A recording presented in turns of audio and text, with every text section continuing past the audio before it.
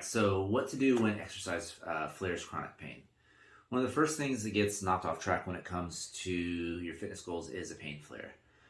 This is especially true with those that deal with either fibromyalgia, chronic pain, something called myofascial pain syndrome. Often they're doing all the right things, so they're trying to get their 30 minutes of exercise in per day. They're trying to stay hydrated, they're trying to eat right.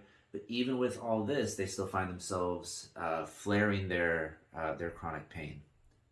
So why does this happen usually when somebody is exercising? So say they went out, they did like a 20-minute walk, and all of a sudden their fibromyalgia flares, their chronic pain flares, and they are stuck in bed for the next, call it, next 2 to 3 days, or they're just so stinking sore that it's really hard to focus on anything else. So why does this happen? Well, first off, usually the further we are away from any sort of injury, the less likely it is that you've actually re-injured something. So it's less likely that you've gone and torn something, that you've gone and ruptured a disc in your back, and more likely it's as a result of the fact that your alarm system, your nervous system, is set to extra sensitive. So anybody that has dealt with chronic pain can tell you that their knees, their elbows, their shoulders, their neck can always tell when the weather's about to change. And that's just an indication of just how sensitive your alarm system is.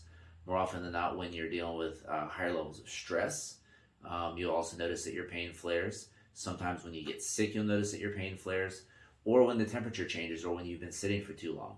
And none of these are a sign that you've actually re-injured anything. So, the question now is, well, why, what can you do about it, when it comes to exercise? All right, so how to begin easing pain with exercise or activity. First off, what we need to do is we need to map out exactly what we can do right now. So if this is something as little as maybe being able to only go on a 5-minute walk before you notice that your pain starts to flare, all right, that's where we're going to set our marker at for now. Okay, it doesn't mean that you're going to be stuck at 5 minutes of exercise, and it doesn't mean that 5 minutes of exercise isn't worthwhile for you.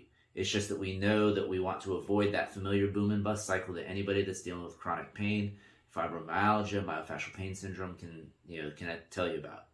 All right, so we map out what it takes to flare a pain, and we can do this with anything around that, anything that we do, whether that is how long I can stand at work, to how much of the house I can clean.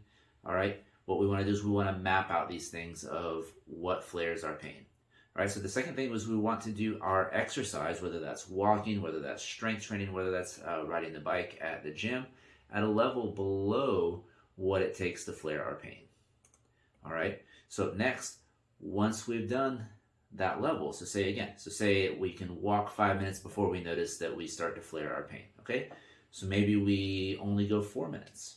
All right, then the important thing is what we've done. Once we've done that, then we go ahead and do something that we know that relaxes us, that starts to ease our pain, even if that's just sitting for a little bit. Okay, so after that, then you can go out and do another round of that walking or some other form of exercise to get your heart rate up a little bit, as long as you do not flare your pain with that.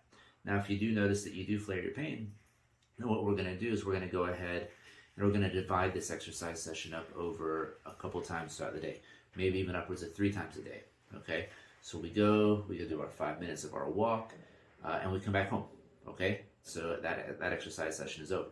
Then say a little bit later in the day, we find another 5 minutes that we go out there, we go do another 5 minutes of walking, come back in, cool, that's our exercise session. And then maybe we find a third time throughout the day, and before you know it, you now have your 15 minutes of walking in, and you haven't flared your pain. All right, so if we go ahead and start off with that, okay, and whatever it is that flares your pain. So it could be 15 minutes, it could be 20 minutes. What we want to do is we want to then start to build on that at a level that stays below our pain flare. Okay, and good news, if you do happen to go push it a little bit too far, it's really unlikely that you've gone to re-injure yourself. We just need to step back just a little bit once that pain flare passes, and then start to rebuild from there.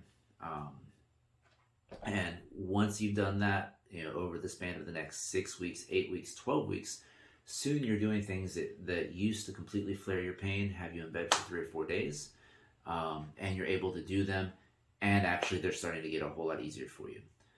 If you find that you're having a hard time figuring out even where to start, I invite you to take advantage of our free consultation, the Total Body Diagnostic.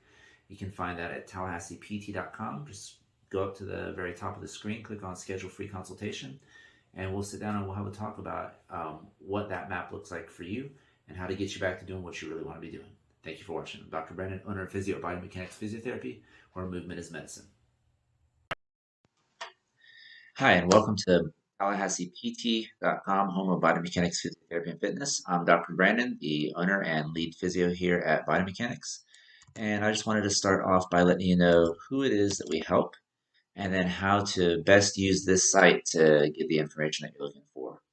So for starters, we help active people in Tallahassee quickly recover from injury